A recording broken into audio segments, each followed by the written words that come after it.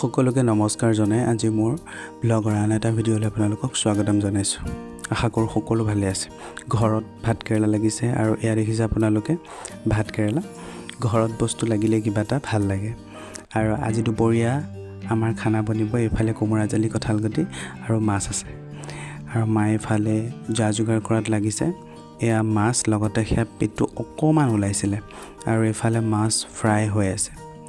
আমাৰ ইয়াত বহুত বেছিকৈ গৰম পৰিছে এইকেইদিন। আপোনালোকৰ তাত কেনে জনাবচোন।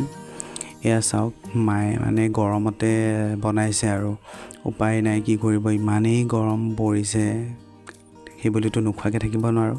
চাওক কিমান ৰ'দ বাহিৰত, এনেকুৱা ৰ'দত মানে কি কৰোঁ কি নকৰোঁ লাগে। আৰু ইফালে গাছ টেঙা কৰি থৈছে, খৰিচা যিটো বুলি কয়, খৰিচা টেঙা এয়া বটলত। আমাৰ যিহেতু গাছ নাই তো বেলেগৰ পৰা আনি কৰা হৈছে। আৰু এতিয়া ভোক লাগিছে তো বিস্কুট আৰু সেইফালে কল, বিস্কুট আৰু কল খাবলৈ লৈছোঁ। কল আমাৰ ঘৰতে পকা দেই, ঘৰত পকা কল। আৰু আপোনালোকে এনেদৰে কিবা এটা খাওঁ লাগে নি কোনোবা সময়ত? গৰম যিহেতু বহুত পৰিছে তো তাৰ বাবে আমাৰ ঘৰতে যিহেতু গোল নেমু আছে আৰু গোল নেমু যিহেতু ঘৰত আছে সেইবাবে আমি চৰবত মাজে মাজে খাওঁ দেই, ইমানো বেছি খোৱা নহয়।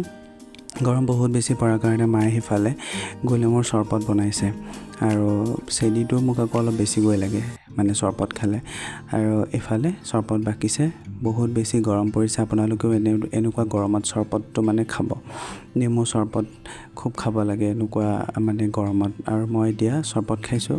বাকী ভিডিঅ'টো যদি ভাল লাগিলে লাইক কমেণ্ট শ্বেয়াৰ কৰিব। Thank U.